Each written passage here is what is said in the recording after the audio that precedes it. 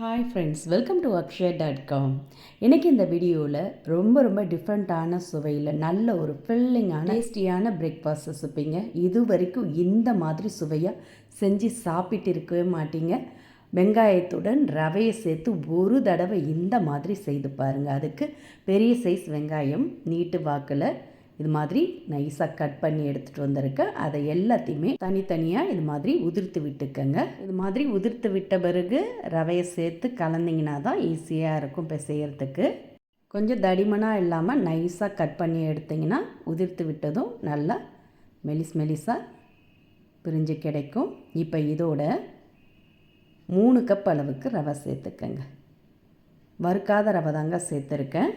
அதாவது 2 பெரிய சைஸ் வெங்காயத்துக்கு 100 கிராம் அளவுள்ள கப்பால் 3 கப் அளவுக்கு ரவை சேர்த்துக்கங்க. கரெக்டாக இருக்கும். இப்போ ரவையை சேர்த்த பிறகு நல்லா அந்த வெங்காயத்தோட எல்லா இடமும் பரவற மாதிரி நல்லா கலந்துக்கங்க. இது மாதிரி நல்லா கலந்த பிறகு இதில் எந்த கப்பில் ரவை எடுத்தோமோ அதே கப்பில் 1 கப் அளவுக்கு ஃப்ரெஷ்ஷான தயிர் சேர்த்துக்கங்க. அதிக புளிப்பில்லாத கொஞ்சம் ஃப்ரெஷ்ஷான தயிராக சேர்த்துக்கங்க. நல்லா சாஃப்டாக வரும். இப்போ தயிர் ஊற்றின கப்பில் 2 கப் அளவுக்கு தண்ணீர் அளந்து ஊற்றிக்கங்க. 3 கப் ரவை சேர்த்துருக்கோம். அதனால் 1 கப் தயிர் 2 கப் அளவுக்கு தண்ணீர் சேர்த்து நல்லா கலந்துக்கங்க. எக்ஸ்ட்ரா தண்ணீர்லாம் சேர்க்க வேண்டியதில்லை. இது மாதிரி நல்லா கலந்த பிறகு இதை அப்படியே மூடி வச்சுடுங்க. 8லேருந்து 10 நிமிஷம் அப்படியே ஊறி வரட்டும். நல்லா சாஃப்டாகும். இப்போ இதுக்கு வேண்டிய சட்னி ரெடி பண்ணிக்கலாம். சிம்பிளாக ஈஸியான சட்னி, ரொம்ப டேஸ்டியாக இருக்கும். அதுக்கு சின்ன மிக்சர் ஜாரில் 1/2 கப் தேங்காய், 1 டேபிள் ஸ்பூன் வறுத்த வேர்க்கடலை, 1 டேபிள் ஸ்பூன் பொட்டுக்கடலை, சின்ன துண்டு இஞ்சி, 3 பூண்டு பல், கூடவே 2 பச்சை மிளகா, 1/2 டீஸ்பூன் உப்பு சேர்த்துக்கங்க. 1 கைப்பிடி அளவுக்கு ஃப்ரெஷ்ஷான கொத்தமல்லி தழை சேர்த்துட்டு நல்லா ஒரு ஓட்டின பிறகு தேவையான அளவு தண்ணீர் ஊற்றி அரைச்சி எடுத்துகிட்டு வந்து மிக்சிங் பவுலுக்கு மாற்றிக்கங்க. அவ்வளோதான், சட்னி ரெடி ஆகிடுது. இதுக்கு ஒரு தாளிப்பு ரெடி பண்ணி ஊற்றிக்கங்க. கடுகு, உளுத்தம்பருப்பு, ஜீரகம், வரமிளகாய், கருவேப்பிலை சேர்த்து தாளிப்பை சேர்த்து எடுத்து வச்சிங்கன்னா நல்ல சுவையான சட்னி ரெடி. இந்த பிரேக்ஃபாஸ்ட்டுக்கு ரொம்ப அருமையாக இருக்குங்க. அப்படியே இருக்கட்டும். இப்போ மூடி வச்ச ரவையை திறந்து பார்த்துக்கலாம். நல்லா கொஞ்சம் ஊறி திக்காக சாஃப்டாக எடுத்து பாருங்கள். எக்ஸ்ட்ரா தண்ணிலாம் சேர்க்க வேண்டியது இல்லைங்க. இப்போ இதோட தேவையான அளவு உப்பு சேர்த்துக்கங்க. நான் ஒரு 1/2 டீஸ்பூன் அளவுக்கு உப்பு சேர்க்குறேன். கூடவே 2 பச்சை மிளகா பொடிசாக கட் பண்ணி சேர்த்துட்டு இதோட 1 டீஸ்பூன் மிளகு ஒன்றும் பாதியமாக இடித்து சேர்த்துக்கங்க.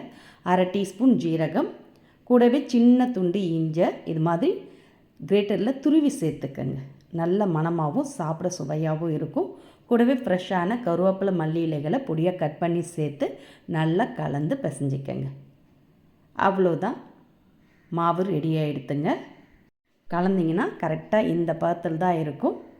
அப்போ தான் தட்டுறதுக்கு ஈஸியாக இருக்கும். பாருங்கள், கொஞ்சம் இலக்கமான பதத்திலே இருக்குது. ரொம்ப அழுத்தமாக இருந்தாலும் ஹார்டாக ஆகிடும். இது மாதிரி இலக்கமான பதத்தில் இருந்தால் தான் சாஃப்டாக இருக்கும். இப்போ அதுலேருந்து கொஞ்சம் பெரிய உருண்டையாக உருட்டி எடுத்துக்கங்க. அதை அப்படியே வாழையில வச்சு மெலிசாக தட்டிக்கங்க. தட்டவும் ஈஸியாக இருக்கும். வாழையில் கொஞ்சமாக எண்ணெய் தடவிட்டு இது மாதிரி நல்ல மெலிசாக, தடிமனாக இருக்கக்கூடாது, எந்த அளவுக்கு மெலிசாக தட்ட முடியுமோ அந்த அளவுக்கு நல்ல மெலிசாக கொஞ்சம் பெருசாகவே தட்டி எடுத்துக்கங்க. இப்போ இதை அப்படியே எடுத்து தவாவில் போட்டு சுட்டு எடுத்துக்கங்க. அதுக்கு தவாவை சூடு பண்ணியிருக்கேன். அதில் ஃபஸ்ட்டு கொஞ்சமாக எண்ணெய் தடவிக்கங்க. தடவிட்டு நல்லா சூடான பிறகு இதில் தட்டி எடுத்த மாவை சேர்த்துடுங்க. அப்படியே வாழையிலையே திருப்பி விட்டு இது மாதிரி லைட்டாக ப்ரெஸ் பண்ணி விட்டிங்கன்னா போதும். ஒரு 10 செகண்ட் ஆன பிறகு இலையை எடுங்க. இலையில் கொஞ்சம் கூட ஒட்டாமல் ஈஸியாக வந்துடும்.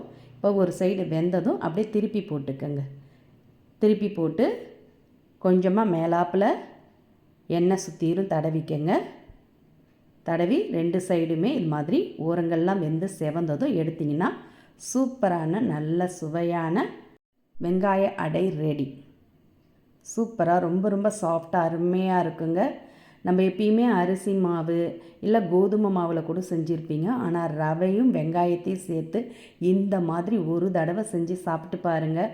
ரொம்ப சுவையாக சாஃப்டாக அருமையாக இருக்கும். ஒன்று சாப்பிட்ற இடத்துல 4 எக்ஸ்ட்ரா கேட்டு வாங்கி சாப்பிடுவாங்க. பாருங்கள் எந்த அளவுக்கு சாஃப்டாக வந்திருக்கு. சாப்பிடவும் ரொம்ப ரொம்ப அருமையாக இருக்குங்க. நம்ம அரைச்ச சட்னியோடு சேர்த்து சாப்பிட்டு பாருங்களேன், இன்னும் அட்டகாசமாக சூப்பராக இருக்கும்.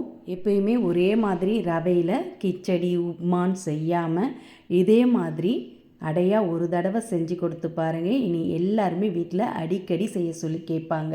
இதை நீங்கள் லன்ச் பாக்ஸ்லேயும் கொடுத்து விடலாம். சூப்பராக சாஃப்டாக இருக்கும். நீண்ட நேரத்துக்கு அருமையான இந்த டிஃபன் ரெசிப்பியை நீங்கள் காலை நேரத்துலேயும் செஞ்சு கொடுக்கலாம், நைட்டு டின்னருக்கும் செஞ்சு கொடுக்கலாங்க. இந்த வீடியோ உங்களுக்கு பிடிச்சிருந்தால் லைக் பண்ணுங்கள், ஷேர் பண்ணுங்கள், மறக்காமல் நம்மளோட சேனலையும் சப்ஸ்கிரைப் பண்ணி வச்சுக்கோங்க.